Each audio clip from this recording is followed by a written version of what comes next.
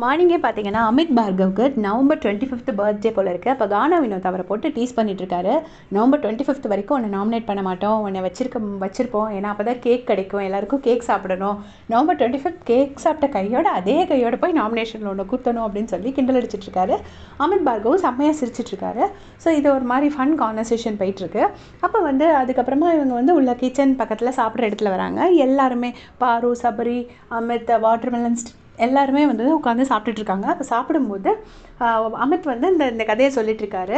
அப்போ இப்போ கனி சொல்கிறாங்க, அப்படியா, அப்போ அது ஒரு கேக் வரும், டிசம்பர் 25th ஒரு கேக் வரும், கிறிஸ்மஸ்க்கு ஒரு கேக் வரும், வாவ் அப்போ 2 கேக் வருமா அப்படின்னு சொன்னோடனே பார்வதி ஓ டிசம்பர் வரை இருக்கிறதுக்கெல்லாம் பிளான் போட்டுட்டு வந்துட்டீங்கன்னா அப்படின்னு சொல்லி பார்வதி கேட்குறாங்க. உடனே கனி சொல்கிறாங்க, ஆமாம் எப்போவுமே நம்ம ஒரு தொலைநோக்கு பார்வையோடு தானே இருக்கணும், அதனால தான் அப்படி இருக்கேன் பாரு அப்படின்னு சொன்னேன். ஆமாம் நீங்கள் தொலைநோக்கு பார்வையோடு தான் இருக்கீங்க, அது நல்லதுன்னு தான் நானும் சொல்கிறேன் அப்படின்னு சொல்லிட்டு பார்வதி சொல்கிறாங்க. இதுக்குள்ளே என்ன ஆயிருக்குன்னா, கனி ரம்யா கிட்ட சொல்லியிருப்பாங்க போல இருக்கு. என்கிட்ட எல்லாரும் கேட்குறாங்க, ரம்யா ஹெல்ப்பராக இருக்காளான்னு கேட்குறாங்க அப்படின்னு சொன்னோடனே சுபிக்ஷா அந்த இடத்துல சொல்லியிருக்காங்க, நான் அப்படிலாம் கேட்கவே இல்லையே, நீங்கள் எல்லாரும் சொல்லாதீங்க அப்படின்னு சொல்லி சுபிக்ஷா கனிக்கிட்ட சொல்லியிருக்காங்க போல இருக்கு. இதனால என்னென்னா, ரம்யா கோவிச்சுக்கிட்டு அவங்க போய் பெட்ரூமில் போய் உட்காந்துட்டாங்க.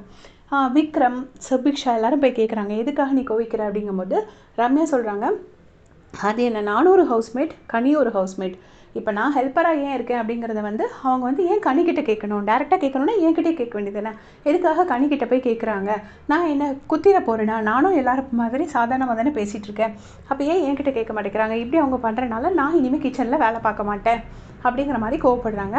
அப்புறம் விக்ரம் சொல்கிறாரு, நான் உங்கள் ஐடியாலஜிக்கு எகெயின்ஸ்ட்டு, ஏன்னா கேப்டன் கொடுக்குற ஒர்க்கை நீங்கள் பண்ண மாட்டீங்கன்னு சொன்னீங்கன்னா நானும் உங்களுக்கு எகெயின்ஸ்டாக வர வேண்டி வரும் அப்படின்னு சொல்லிட்டு விக்கல்ஸ் சொல்கிறாரு. சொன்னோடனே ரம்யா சொல்கிறாங்க, எத்தனை பேர் என் மேலே எதிர்த்து நின்னாலும் நான் வேலை செய்ய மாட்டேன் அப்படின்னு சொல்கிறாங்க. அப்புறம் சபரி போய்ட்டு கன்வின்ஸ் பண்ண ட்ரை பண்ணுறாரு.